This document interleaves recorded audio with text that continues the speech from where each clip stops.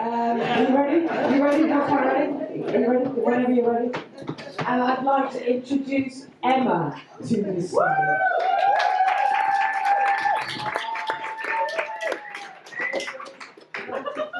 I get myself up here.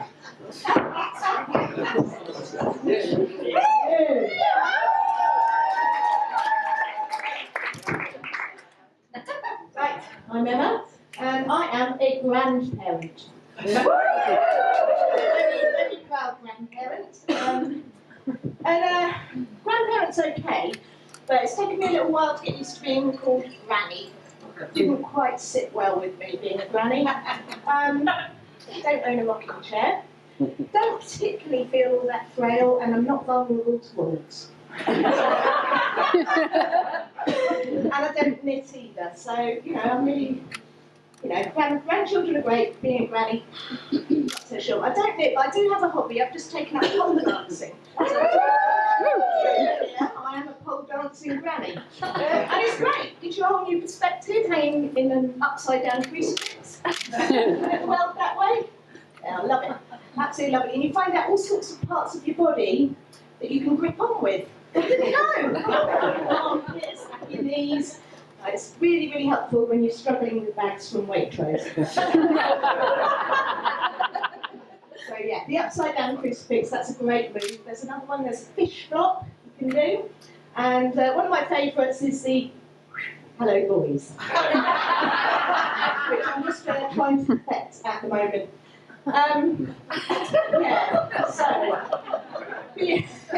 being a granny, before I was a granny, I was a mum. I'm still a mum.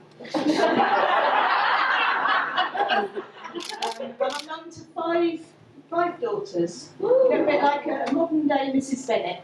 Except my Bennett sisters, my 5 daughters, they're not under the same financial economic constraints as they were back in the Regency period. Because things have improved a bit. Since then, a little bit. Anyway, so there's no hurry to get them all married off. But you know, it's great. I love my house of girlies.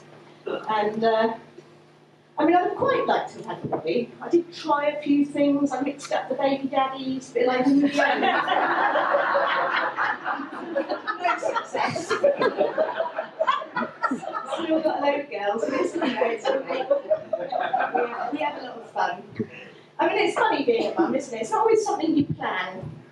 You know, it usually starts with a bit of passion, and if you're lucky, it's your own. And the next thing you know, you've got 9 months of discomfort, and quite a lot of rules they impose on you. You know, the judgy people. You know, when you're pregnant, you can't do this. When it was me, it was all right. You couldn't drink, you couldn't smoke. That was about it. You couldn't do drugs, but obviously you can't do them anyway. So, but now with my daughters, there's all sorts of other things. They can't have their Botox, they can't dye their hair. Apparently they're not allowed to eat sushi or go near cats either. It's just like they're making it up to make it difficult for women. Anyway, after 9 months of that, you have a bit more discomfort, and that stings a bit. Yeah, keep it like that. Anyway, so that stings a bit, and they give you this gorgeous little bundle of human joy. And the thing about humans, and it's well documented in mythology and religion, is that we're given the beautiful gift of free will, which is a wonderful thing, except when your little bundle of joy starts to exhibit it. And some of them are more willful than others. I mean, my number 3 and my number 4, I mean, let's call her Lucy. Okay, so my Lucy, she had a lot of free will. And she liked to exhibit it quite a lot and didn't always go down too well at school. I used to get the phone call, Miss Lane. I used to say, Lucy needs to sit down, she needs to listen, she needs to stay in her seat, she needs to put out her fag. I said, no, can you tell her? Can you tell her, please? I thought, tell her. Oh, right. God, that would have saved me a lot of trouble in the last 14 years. If I'd realised telling my neurodeveloping child to behave, then it would have happened. But then, the other side of that, they also judge you if you're too strict, or if you're what they call a helicopter parent. You know the helicopter parent? Yeah. So always hovering in the background, making sure that they, they do their school homework, and they practice their violin. And you know, then they turn around and they say to you then, look, you're being overprotected. Go and live your own life. Have a bit of fun. And before you know it, you end up with pole dancing granny protecting her. That's it. Yeah, I missed out a bit. I'm just going to tell you this bit because one of the other reasons I quite like dressing like this is that I grew up with the film Grease, and Sandy was one of my particular heroes. Now, what did Sandy teach us? Anyone? What's the moral of the story? She's a hero. Dress like a slut and smoke and you're winning.